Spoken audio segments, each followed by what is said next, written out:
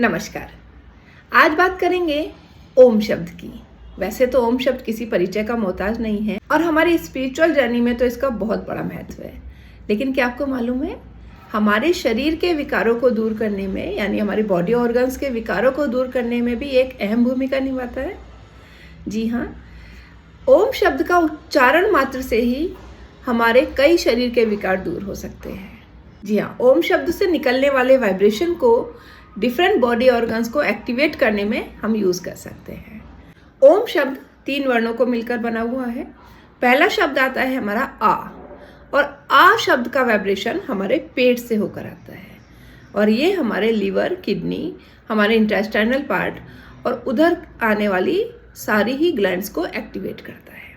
हाँ जी, दूसरा वर्ण आता है ओ, और ओ हमारे हृदय स्थल पर बहुत अच्छा काम करता है। इसके वाइब्रेशन को हृदय से संबंधित रोगों को दूर करने में यूज कर सकते हैं। तीसरा हमारा शब्द आता है माँ। माँ यानी मस्तिष्क से आप रिलेट कर सकते हैं। तो हमारे हेड पोर्शन में ये बहुत अच्छा कंपन पैदा करता है और हमारी मस्तिष्क की जितनी भी कोशिकाएं हैं उनको एक्टिवेट करता है। इनफैक्ट हमारी जितनी भी ग्लैंड्स हैं इस माँ शब्द से एक्टिवेट होती हैं, जिससे अगर हमारे फोकस में कमी है, एंजाइटी बहुत है, कंसंट्रेट नहीं कर पा रहे हैं, इन सब में हमें बहुत सहायता मिलती है। तो हमारा 3 शब्दों से बना ये एक बहुत ही चमत्कारी शब्द ओम। पहला शब्द आ, जो हमारे पेट के विकारों में काम आता है। दूसरा शब्द हो गया ओ, जो हमारे हृदय स्थल के काम आता है। और तीसरा शब्द हो गया माँ, जो हमारे मस्तिष्क के विकारों को सही करने में काम आता है। तो आज हम इसी को ही आगे प्रैक्टिस करेंगे। आ की ध्वनि का उत्पन्न हमारे पेट से होता है और इसको मुंह खोलकर प्रोनाउंस किया जाता है। जी, उसके लिए एक लंबी सांस लेंगे। कंधे हमारे बिल्कुल सीधे होने चाहिए और आ का उच्चारण करते हुए हम अपने मुंह से ध्वनि बाहर करेंगे।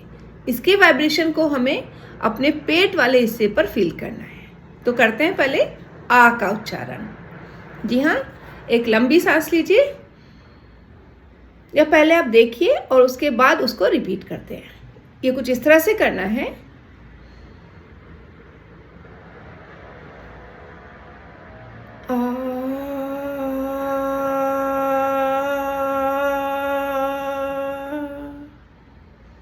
जी हाँ, आ की ध्वनि थोड़ी छोटी होती है और इसकी आवाज हमारे पेट से आती है। अब दूसरा लेते हैं हम ओ। ओ को हम अपने हृदय स्थल पर फील करेंगे। इसका वाइब्रेशन हमारे हृदय पर आना चाहिए। जी हाँ,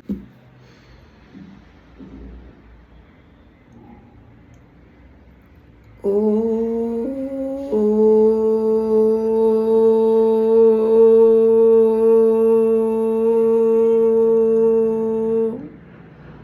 जी हाँ, इसका वाइब्रेशन हमें अपने हृदय स्थल पर फील होता है और ये हमारी हृदय संबंधी विकारों को दूर करने में सहायता करता है।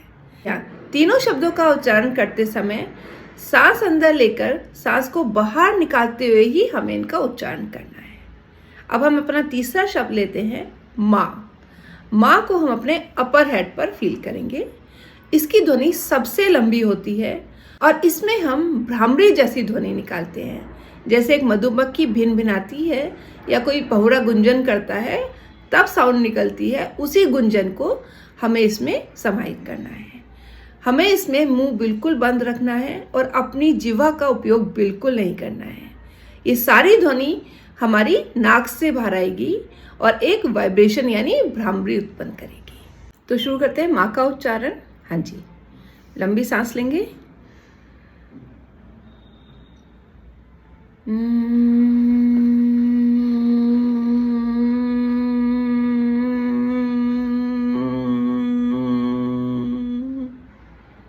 एक बार और लंबी सांस, कंधे एकदम सीधे।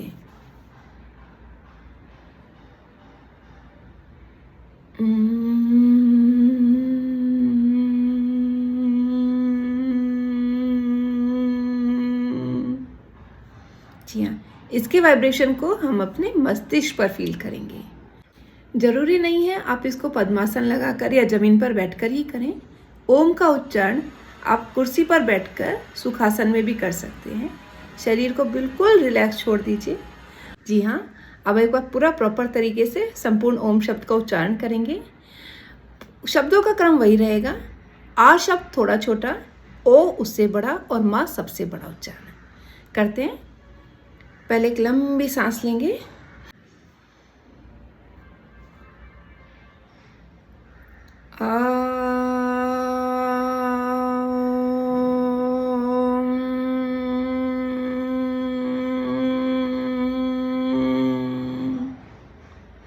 एक बार और।